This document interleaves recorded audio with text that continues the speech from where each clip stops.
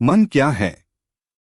मन एक व्यक्ति की मानसिक स्थिति, भावनाएं, विचार और जागरूकता का एक अद्वितीय पहलू है।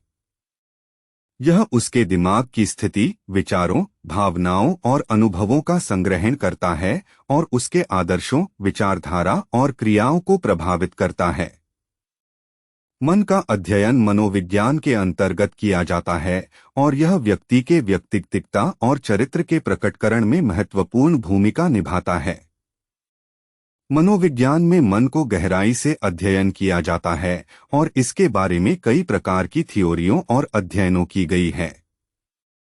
मन की व्यक्तिगत और सामाजिक प्रक्रियाओं को समझने के लिए मनोवैज्ञानिक अनुसंधान करते हैं।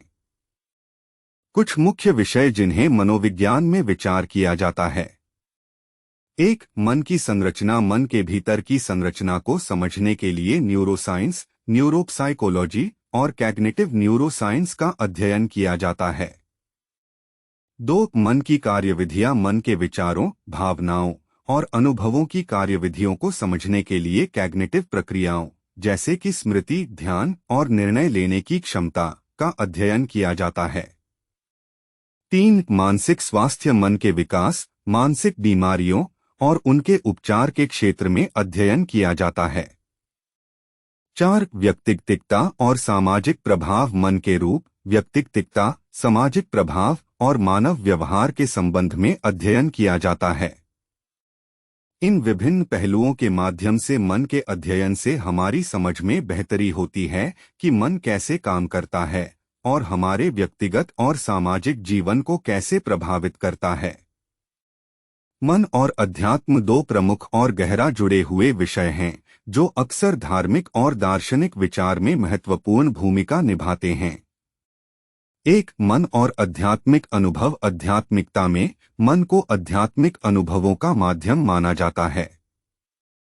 यह विशेष तरीके से ध्यान, धारणा और आध्यात्मिक साधनाओं के माध्यम से मन की शांति और साक्षरता की दिशा में देखा जाता है। 2. मन और आत्मा। कई आध्यात्मिक दर्शन जैसे कि हिंदू धर्म और बौद्ध धर्म मन को आत्मा या आत्मज्ञान का माध्यम मानते हैं।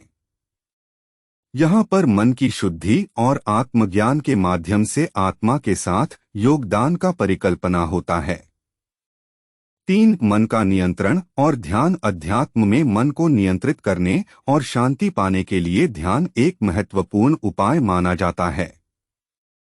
ध्यान के माध्यम से मन को अपनी स्वाधीनता में लाया जा सकता है और आध्यात्मिक अवबोध प्राप्त किया जा सकता है।